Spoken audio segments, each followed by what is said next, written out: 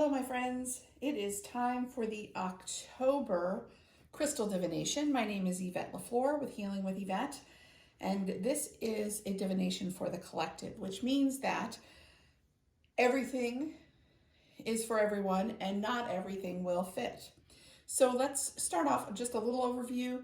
The crystals are in a bag to start with, and we choose intuitively which crystals will be thrown onto the grid, and they land where they land, and then I read them and give you the message. So it is a time of rapid growth, my friends. So you may notice that things are moving really fast, and that is what Snowflake Obsidian is talking to you about, is a time of rapid growth. And here we have yourself and values. Okay, so in this area of self and this area of values, we have Snowflake Obsidian and we have brown agate. So as I said, time of October is a time of rapid growth. And in order to have that growth, it is time to release the thinking that no longer serves you and release the outworn behaviors. That is what the Snowflake Obsidian is suggesting that you do. And it also, this is about valuing the lessons that you've learned along the way. So with the area of communication, brown agate is about stability and how stability is important to you, like the knowing, the having, the inner knowing and the outer knowing. That stability is really important to you. And in order to have that stability, part of this is the releasing, but it's also about the communicating, which is in this area here, communicating your fears, communicating love, communicating anger. What is it that you need to communicate so that you can have the stability and not be left in the wondering, the not knowing, that wishy-washiness of it, because you haven't communicated what needs to be said. So brown agate is saying, hey, communicate, get that information out there, say what needs to be said, and release it, because that helps you releasing that emotion helps you release dis-ease, and that's really important. So that is in the area of self, communication, and values, the areas 1, 2, and 3. Now, in the area here of family of origin, we have rose quartz and lepidolite. Now, it's interesting, both of these crystals are about releasing stress. So it is, you're really being given a clear message that it's time to release the stress and love yourself enough to care for yourself. So often we get caught up, especially when it comes to family, we get caught up in all of the doings and the things that we think we should have to do, and that I just heard trauma bonding, so I'm going to give it to you. The trauma bonding and the stuff that happens that keeps us enmeshed in family so that we don't take care of ourselves. And rose quartz and lepidolite are saying, love yourself enough to do your self-care. Now, lepidolite is also encouraging you to remember that you chose this family. You chose this family of origin for a reason, because there were lessons that you came to this life to learn with this family. And the past lives that you have with this soul family here on earth also come through, and they're affecting this current one. So going back to the loving yourself, love yourself enough to support the inner work. Both of these support inner work, but it's about giving yourself that space, right? All that time you concentrate on taking care of others, it's time to turn some of that back to you. So that's your family of origin.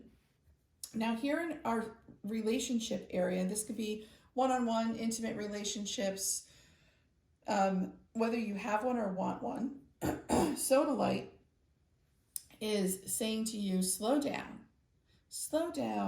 and appreciate. Slow down and appreciate. Appreciate what you have.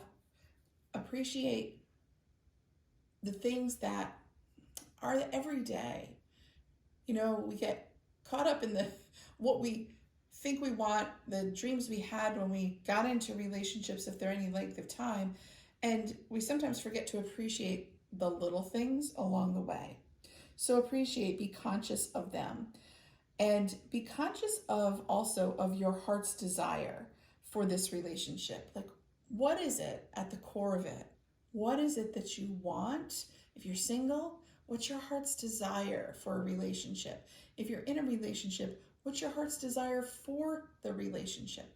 And remember, in a relationship, there's your relationship with yourself, your partner's relationship with himself or herself or their self, and then the relationship's relationship. So there's the three parts. So be conscious of the heart's desire you have for yourself within the relationship, the heart's desire you have for yourself within the relationship. Then also release mental conditioning. So we have these conversations we bring in. And as I was reading this, I was thinking back to a time in my first marriage where I remember literally having an argument with my husband because I said to him, I can take out the garbage. Because the mental conditioning I got was never trust a man, right? Never rely on a man. So I knew I could take out the garbage when his love language was acts of service, and he was taking out the garbage as a way of his love for me, an expression of his love for me, right? So I had to release that mental conditioning to allow that love in. So you're being encouraged to release that mental conditioning to allow in what there is to allow in. Area 10 is career. And we have black tourmaline and moonstone, and we also have septarian. So it looks like there's a new journey for many of you, a new journey, a new chapter. And in order to move through with this new journey, the black tourmaline and moonstone is saying, remember to balance the masculine and the feminine, the doing and the being.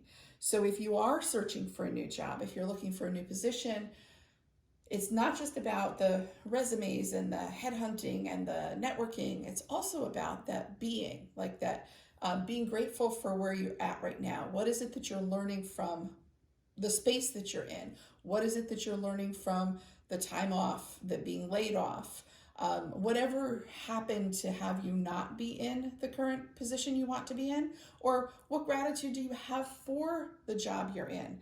Even if it's not the job you want, what gratitudes do you have? So in that, being in that space of gratitude to allow for the next steps, that balance of the masculine and the feminine.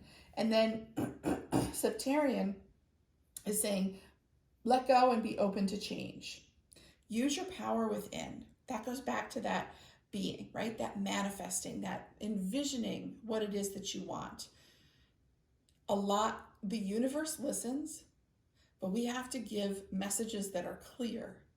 If our messages aren't clear, it's like listening to a staticky radio station, and the universe can't deliver through static. So be clear, be concise. And I'm saying this B, right? The B is a big part of it. So that's that divine masculine, divine feminine balance. And in our outcome here, we have tiger's eye and we have lepidolite. I love tiger's eye. If you've listened to my other readings before, maybe you've had your own personal reading, because we can do one of these that is just for you, not for the collective. The tiger's eye is about separating what you want from what you think you want or need. So again, it's releasing those old conversations, the things that, the shoulds, all of the stuff that we've been told, all of those messages we get from 360 degrees. It's releasing yourself from those messages and tapping into your feelings of self-worth. So if we're talking about relationships, if we're talking about new jobs, if we're talking about the family of origin, it's about remembering your self-worth and digging into your confidence, and know that you are worthy purely because you exist.